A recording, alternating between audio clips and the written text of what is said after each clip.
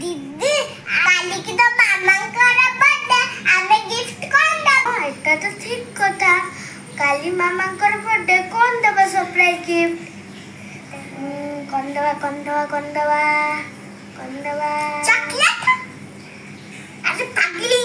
मामा को धरना छुटे पिलाटी जो चॉकलेट खाया मोले इंटरेस्ट कोई पेंसिल बॉक्स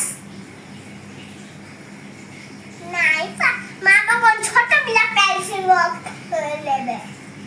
हां मो पाखे एटा आईडिया अछि कोन हमें काली सखाल उठे के मामा को प्रणाम करके गट्टे प्रॉमिस ते करिया कि हमें केते बड़े दुष्ट हबुनी प्रॉम करिवा त एटा हां बढ़िया आईडिया कइले ना